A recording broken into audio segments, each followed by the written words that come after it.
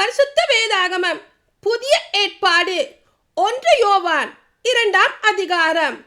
என் பிள்ளைகளே, நீங்கள் பாவம் செய்யாதிருக்க வேண்டும் என இதை நான் உங்களுக்கு எழுதுகிறேன்.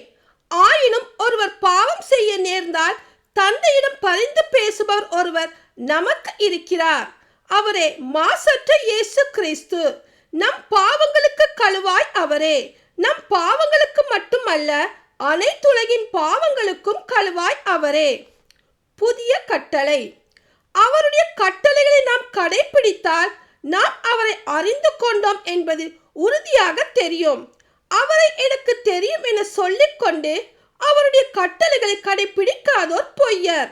உண்மை அவர்களிடம் இராது. ஆனால் அவரது வார்த்தையை கடைபிடிப்போரிடம் கடவுளின் அன்பு உண்மையாகவே நிறைவடைகிறது. நாம் அவரோடு இணைந்து இருக்கிறோம் என அதனால் அறிந்து கொள்ளலாம்.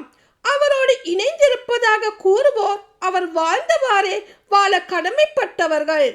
அன்புக்குரியவர்களே, நான் உங்களுக்கு எழுதுவது புதியதொரு கட்டளை அல்ல. நீங்கள் தொடக்கத்தில் இருந்தே பெற்றிருந்த பழைய கட்டளை தான் அது. நீங்கள் கேட்டறிந்த வார்த்தையே அப்பழைய கட்டளை. இருப்பினும் நான் உங்களுக்கு எழுதுவது ஒரு புதிய கட்டளையே. அது புதியது என்பது கிறிஸ்துவின் வாழ்விலும் உங்கள் வாழ்விலும் விளங்குகிறது.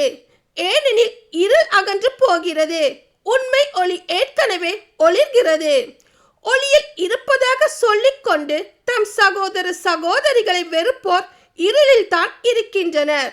தம் சகோதர சகோதரிகளிடம் அன்பு கொள்வோர் ஒளியில் நிலைத்திருக்கின்றனர். இடறி விழுவைக்கும் எதுவும் அவர்களிடம் இல்லை. தம் சகோதர சகோதரிகளை வெறுப்போர் இருளில் இருக்கின்றனர், இருளில் நடக்கின்றனர். அவர்கள் எங்கு செல்கிறார்கள் என்பது அவர்களுக்கு தெரியவில்லை. ஏனெனில் இருள் அவர்களுடைய கண்களை குருடாக்கி விட்டது. உலகப்பற்றை விடுதல். என் பிள்ளைகளே, அவர் பெயரால் உங்கள் பாவங்கள் மன்னிக்கப்பட்டுள்ளன. எனவே உங்களுக்கு எழுதுகிறேன்.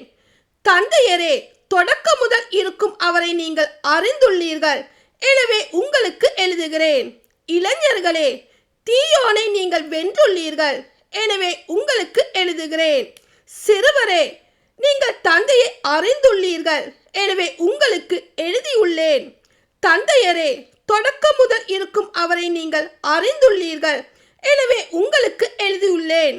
இளைஞரே, நீங்கள் வலிமை வாய்ந்தவர்கள். கடவுளின் வார்த்தை உங்களில் நிலைத்திருக்கிறது. தீயோனை நீங்கள் வென்றுள்ளீர்கள். எனவே உங்களுக்கு எழுதியுள்ளேன். உலகின் மீதும் அதிலுள்ளவை மீதும் அன்பு செலுத்தாதீர்கள். அவ்வாறு அன்பு செலுத்துவோரிடம் தந்தையின் பால் அன்பு இராது.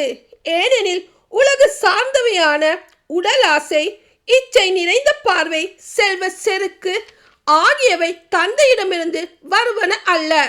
அவை உலகிலிருந்தே வருபவை. உலகம் மறைந்து போகிறது, அதன் தீய நாட்டங்களும் மறைந்து போகின்றன. ஆனால் கடவுளின் திருவுளத்தை நிறைவேற்றுபவர் என்றும் நிலைத்திருப்பார். எதிர் கிறிஸ்துக்கள். குழந்தைகளே, இதுவே இறுதி காலம். எதிர் கிறிஸ்து வருவதாக நீங்கள் கேள்விப்பட்டிருக்கிறீர்களே.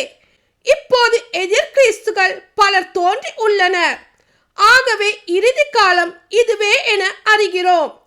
இவர்கள் நம்மிடமிருந்து பிரிந்தவர்கள். உண்மையில் இவர்கள் நம்மை சேர்ந்தவர்கள் அல்ல.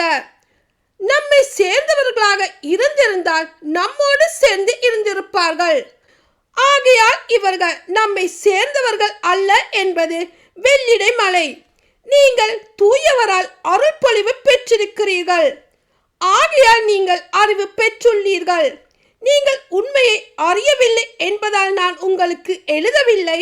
மாறாக அதை அறிந்துள்ளீர்கள் என்பதாலும் பொய் எதுவும் உண்மையிலிருந்து வராது என்பதாலுமே நான் எழுதியுள்ளேன். இயேசு மெசியா அல்ல என்று மறுப்போரை தவிர வேறு யார் பொய்யர்? தந்தையையும் மகனையும் மறுப்போர் தாம் எதிர் கிறிஸ்துக்கள். மகனை மறுதளிப்போர் தந்தையை ஏற்றுக்கொள்வதில்லை. மகனை ஏற்று அறிக்கை இடுவோர் தந்தையையும் ஏற்றுக்கொள்கின்றனர். தொடக்கத்தில் இருந்து நீங்கள் கேட்டறிந்தது உங்களில் நிலைத்திருக்கட்டும்.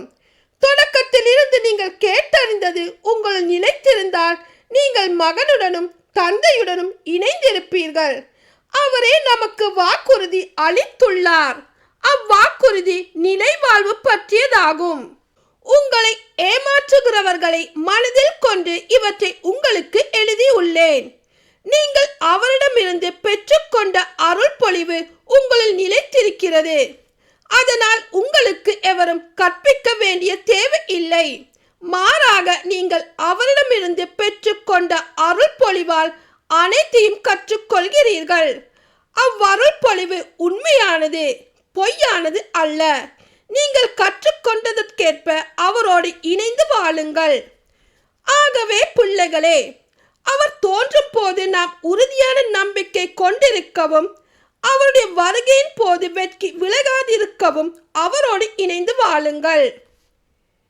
இறை மக்களுக்கென வாழுங்கள். அவர் நேர்மையாளர் என நீங்கள் அறிந்து கொண்டால் நேர்மையாக செயல்படுவோர் அனைவரும் அவரிடமிருந்து பிறந்தவர்கள் என்பதை புரிந்து கொள்வீர்கள். ஆமேன்.